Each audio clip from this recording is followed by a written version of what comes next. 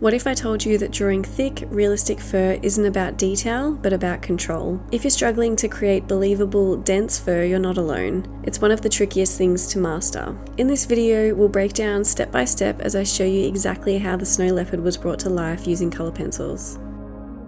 Before we tackle the fur, you need a strong place to begin, and the eye is perfect for that. Starting here gives you an anchor point for the entire drawing, helping you build outward with confidence, while also setting the standard for your darkest values, highlights, and overall texture. Once the eye feels right, it becomes much easier to judge the tones and bring the rest of the piece together cohesively. The same approach applies to the nose and spots within the fur. Locking in these key details early on helps guide the depth, contrast, and structure of everything that follows. When we start building up the fur, the goal is to work gradually from light to dark. Begin with a light layer of cold grey 1, keeping your pressure soft so you can build up colour slowly. This is key for this type of fur. Thin, light layers allow you to create depth and subtle variations rather than a flat, heavy look. From there, introduce a touch of light ultramarine to bring in those cooler tones, then deepen the values with cold grey 3. Finally, refine the darker strands using dark sepia and black, making sure your pencils are sharp and your strokes are small and soft to mimic the natural direction and texture of the fur. Throughout the Patreon tutorial, I speak in more detail about blending the layers down with the cold grey 1 and also how to put these darker strands in using the black and dark sepia. There. And then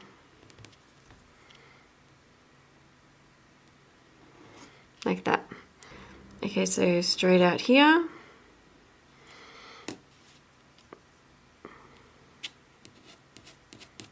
And then here.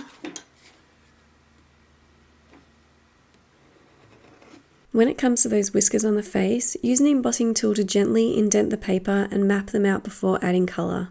This creates clean, crisp whiskers that stay light as you build up your layers. When working around them, keep your pressure soft and even try holding your pencil slightly on its side to avoid pushing pigment into those indented lines. As with the rest of the piece, continue building up your layers gradually from light to dark to maintain control and realism.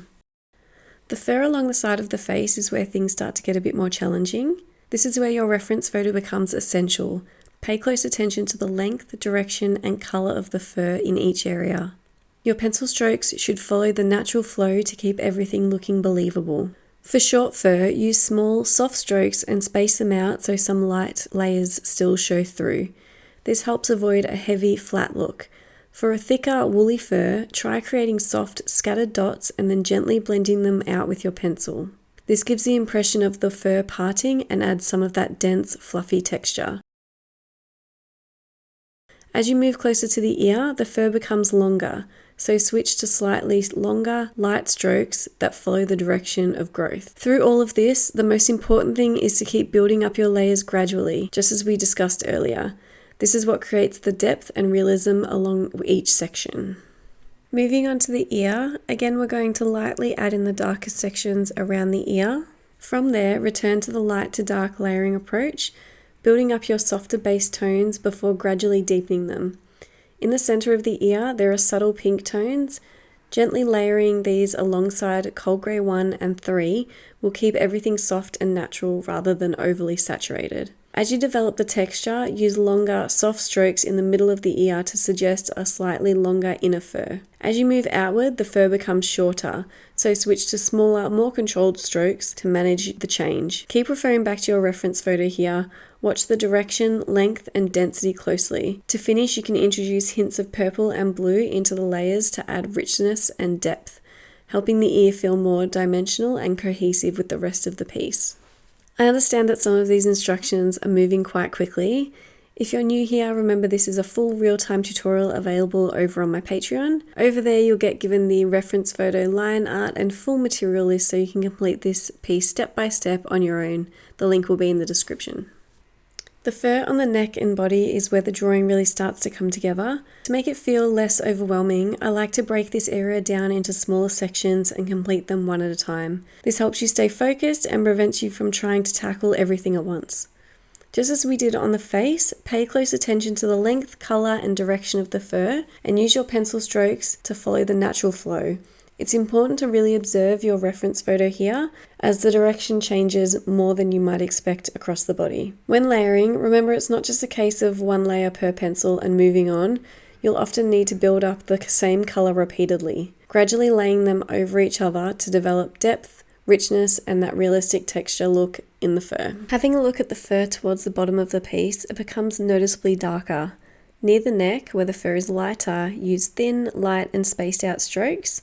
As the fur darkens, gradually clump these strokes together to create thick, denser fur.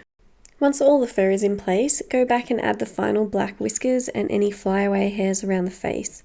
Use a sharp pencil and apply soft, controlled strokes. If needed, go over each whisker a few times to build up thickness or deepen the darkness. But remember, if you want to complete this one all by yourself, in the description will be the link to my Patreon and website where you can complete this one. Let me know in the comments what you think of this one. Remember to like and subscribe, and I'll see you in the next one. Thanks, guys.